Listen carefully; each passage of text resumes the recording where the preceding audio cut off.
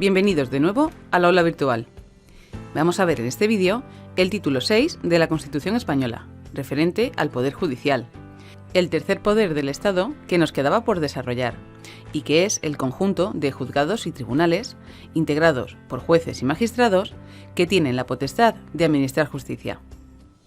El mismo se encuentra desarrollado en la Ley Orgánica 6/1985, pero sus principios orientadores se encuentran en este título de la Constitución.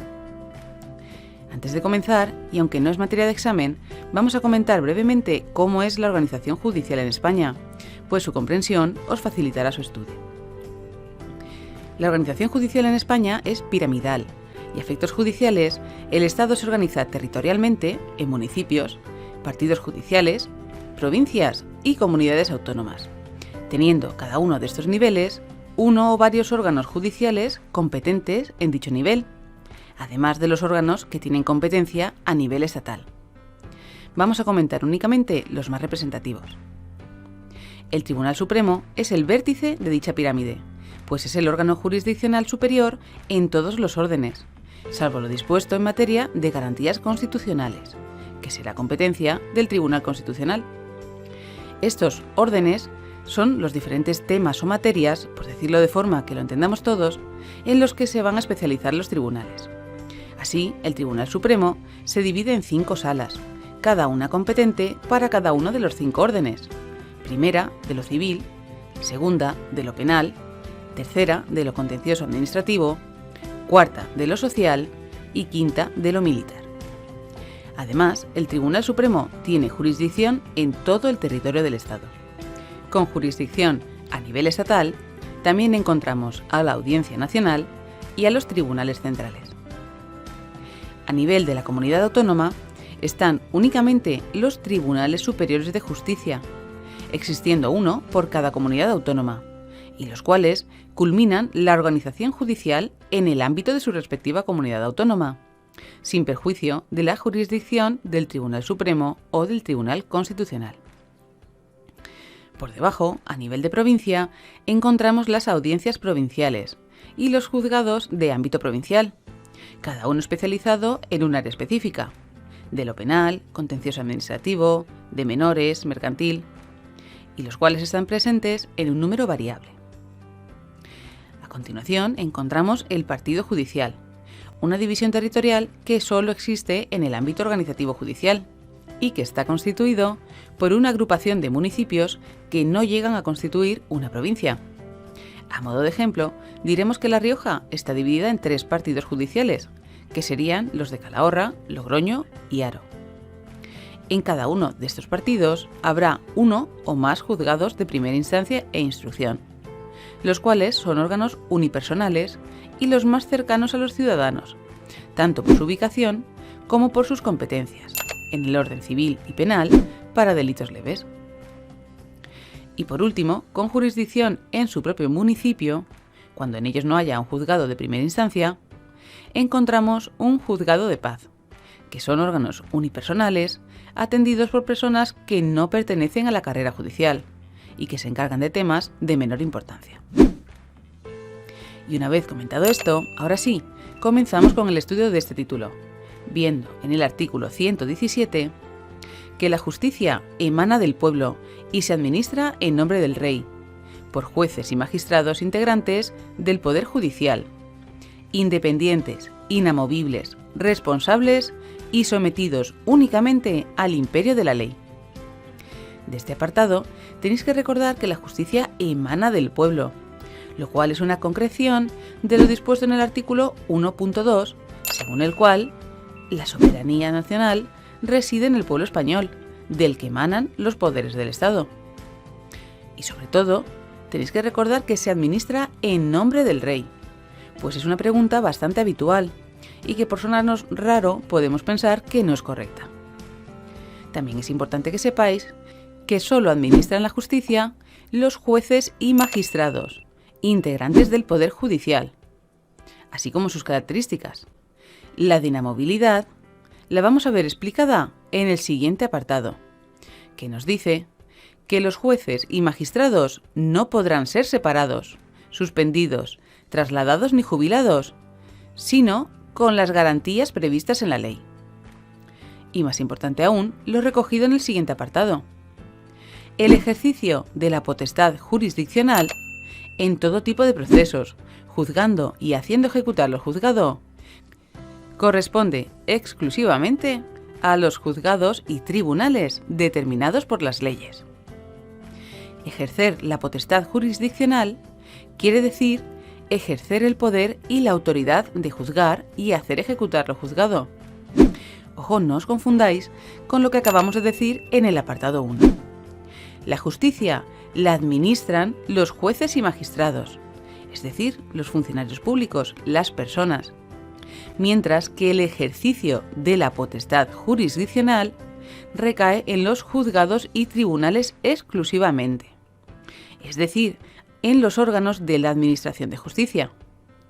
Este pequeño detalle es importante resaltarlo, ya que por técnica de test es muy probable que si nos preguntan por esto, al ver en una respuesta la opción exclusivamente, nos haga desconfiar y señalar esta opción como falsa, cuando es una de las pocas excepciones en las que es correcta.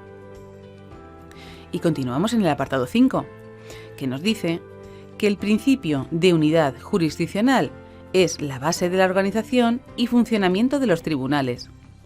La ley regulará el ejercicio de la jurisdicción militar. Este principio de unidad jurisdiccional quiere decir que la potestad para poder juzgar solo la va a tener un único órgano, los juzgados y tribunales del Poder Judicial, no permitiéndose la existencia de otros tribunales y jurisdicciones paralelas, salvo, como acabamos de ver, para la jurisdicción militar y algunas otras excepciones, como el Tribunal Constitucional, el Tribunal de Cuentas y los tribunales consuetudinarios y tradicionales. Consecuencia de esto es lo que ya vimos en el artículo 26, por el que se prohibían los tribunales de honor, y también lo que vemos en el siguiente apartado, por el cual se prohíben los tribunales de excepción. Reseñaros que los tribunales de excepción son aquellos que, sin estar previstos en la ley, se crean sobre la marcha para juzgar a una persona determinada y que quedan totalmente prohibidos. El artículo 118 establece, a su vez, la obligación de cumplir las sentencias y colaborar con la justicia. Es obligado cumplir las sentencias y demás resoluciones firmes de los jueces y tribunales, así como prestar la colaboración requerida por estos. Y a continuación vamos a ir viendo recogidos el resto de principios ordenadores de la función judicial. En el siguiente artículo, el 119, la gratuidad de la justicia. La justicia será gratuita, cuando así lo disponga la ley, y en todo caso, respecto de quienes acrediten insuficiencia de recursos para litigar. De este artículo hay que tener en cuenta que la justicia no es gratuita en todo caso, sino únicamente cuando así lo disponga la ley. El siguiente artículo, el 120, por su parte, recoge los principios de publicidad en el apartado 1 y de oralidad en el apartado 2. Las actuaciones judiciales serán públicas, con las excepciones que prevean las leyes. Estas excepciones hacen referencia a la protección de la intimidad de las personas, de los menores o de los discapacitados, principalmente. Además, el procedimiento será predominantemente oral. Y por último, las sentencias serán siempre motivadas y se pronunciarán en audiencia pública. Y a continuación, el artículo 121 establece el principio de responsabilidad, por el cual la propia Administración de Justicia será responsable de indemnizar los daños que pueda ocasionar por error. Los daños causados por error judicial, así como los que sean consecuencia del funcionamiento anormal de la Administración de Justicia, darán derecho a una indemnización a cargo del Estado. Y pasamos a ver en el artículo 122 cómo se va a conformar el Poder Judicial, así como el principal órgano de gobierno del mismo, el Consejo General del Poder Judicial. Así, el apartado 1 nos dice que una ley orgánica del Poder Judicial, la cual hemos comentado al inicio del tema, determinará la constitución, funcionamiento y gobierno de los juzgados y tribunales, el estatuto jurídico de los jueces y magistrados de carrera y del personal al servicio de la Administración de Justicia. Y respecto al Consejo General del Poder Judicial, vemos en los siguientes apartados que el Consejo General del Poder Judicial es el órgano de gobierno del mismo. La Ley Orgánica establecerá su estatuto y el régimen de incompatibilidades de sus miembros y sus funciones. Y en el apartado 3, su composición. El Consejo General del Poder Judicial estará integrado por el presidente del Tribunal Supremo, que lo presidirá, y por 20 miembros nombrados por el Rey por un periodo de 5 años. De estos, 12 entre jueces y magistrados de todas las categorías judiciales, 4 a propuesta del Congreso de los Diputados y 4 a propuesta del Senado, elegidos en ambos casos por mayoría de 3/5 de sus miembros, entre abogados y otros juristas, de reconocida competencia y con más de 15 años de ejercicio en su profesión. Este apartado es de suma importancia aprenderlo y sobre todo no confundirlo con lo que más adelante veremos en el título 9 para el Tribunal Constitucional, el cual aprovechamos para remarcaros que aunque reciba este nombre no forma parte del Poder Judicial. Así, lo que tenéis que recordar del Consejo General del Poder Judicial es su composición, que volvemos a comentar con un esquema. El Consejo General del Poder Judicial estará presidido por el presidente del Tribunal Supremo, por lo que fijaros que se unen ambos cargos en la misma persona. Además del presidente, lo componen otros 20 miembros. En total, pregunta de examen, son 21 miembros, es decir, un presidente y 20 vocales.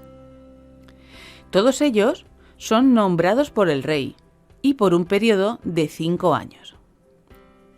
De los 20 vocales, 12 tienen que ser elegidos obligatoriamente entre jueces y magistrados.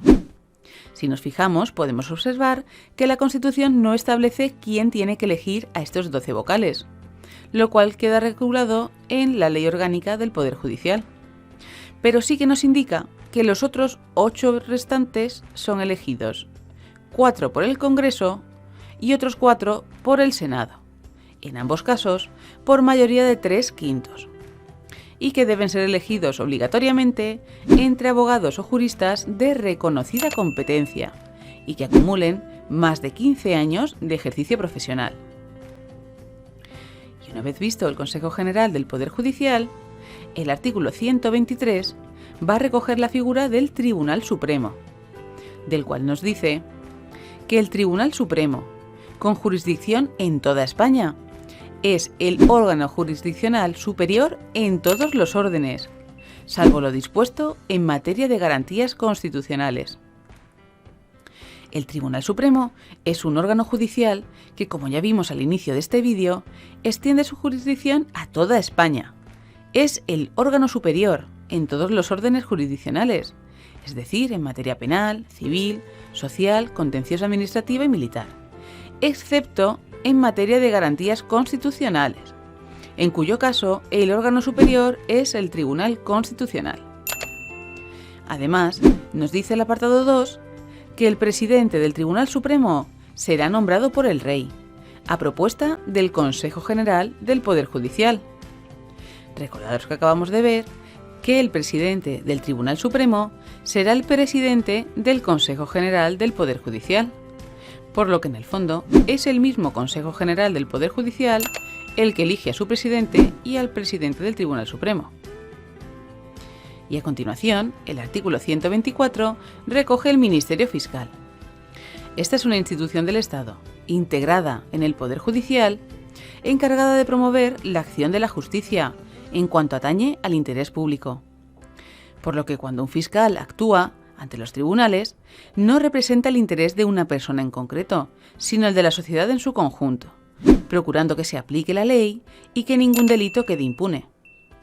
Así lo vemos en el artículo, que nos dice que el Ministerio Fiscal tiene por misión promover la acción de la justicia en defensa de la legalidad, de los derechos de los ciudadanos y del interés público, de oficio o a petición de los interesados, así como velar por la independencia de los tribunales y procurar ante estos la satisfacción del interés social. Cuidado en este apartado porque tendemos a pensar que el Ministerio Fiscal forma parte del Poder Judicial, cuando no es así. Y por tanto, ante la pregunta de ¿quién velará por la independencia de los tribunales?, es muy típico caer en el error de señalar la opción del Consejo General del Poder Judicial, pensando que su máximo órgano de gobierno deberá encargarse de ello, cuando acabamos de ver que es una de las funciones específicas del Ministerio Fiscal. En el apartado 2, vemos que el Ministerio Fiscal ejerce sus funciones por medio de órganos propios. En el apartado 3, que la ley regulará el estatuto orgánico del Ministerio Fiscal. Ojo que también es fácil que confundamos esto con el Poder Judicial, que como hemos visto se regula por ley orgánica, mientras que el Ministerio Fiscal vemos que habla de ley ordinaria. Y por último, en el apartado 4, se recoge la figura del Fiscal General del Estado. El Fiscal General del Estado será nombrado por el Rey, a propuesta del Gobierno, oído el Consejo General del Poder Judicial. Esto también es una cosa muy importante que se pregunta muchísimo. El Fiscal General del Estado, ¿por quién será nombrado? Por el Rey. ¿Quién lo elige o lo propone? El Gobierno. ¿Y quién será oído? El Consejo General del Poder Judicial. Y pasamos a ver en el artículo 125 cómo se va a articular la participación ciudadana en el Poder Judicial. Los ciudadanos podrán ejercer la acción popular y participar en la administración de justicia mediante la institución del jurado, en la forma y con respecto a aquellos procesos penales que la ley determine, así como en los tribunales consuetudinarios y tradicionales. Así pues, vemos que son 3 las formas de participación ciudadana en el Poder Judicial.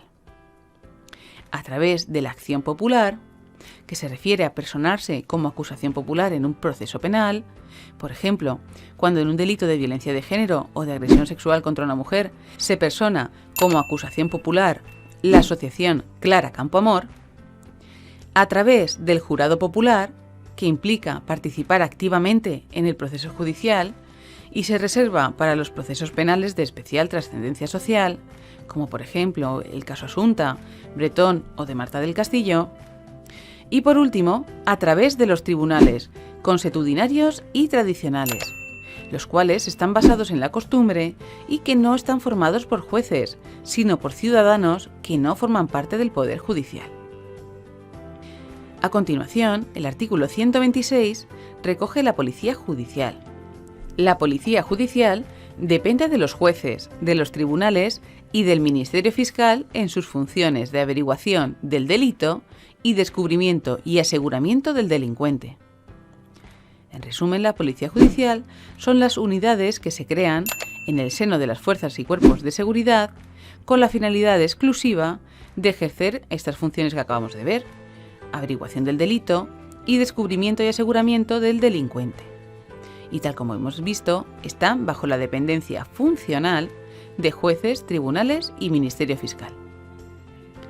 Y para finalizar con este título, el artículo 127 recoge las incompatibilidades de jueces y magistrados. Los jueces y magistrados, así como los fiscales, mientras se hallen en activo, no podrán desempeñar otros cargos públicos, ni pertenecer a partidos políticos o sindicatos. Y en el apartado 2, la ley establecerá el régimen de incompatibilidades de los miembros del Poder Judicial, que deberá asegurar la total independencia de los mismos. Y con esto finalizamos este vídeo sobre el título 6 de la Constitución Española, sobre el Poder Judicial. Como siempre, os reseñamos los aspectos más importantes vistos, que han sido los principios orientadores del Poder Judicial, recogidos en los artículos del 117 al 121, la composición del Consejo General del Poder Judicial, especialmente importante, el Tribunal Superior de Justicia, la figura del Ministerio Fiscal y, por último, las formas de participación ciudadana en el Poder Judicial. Nos vemos en el próximo vídeo.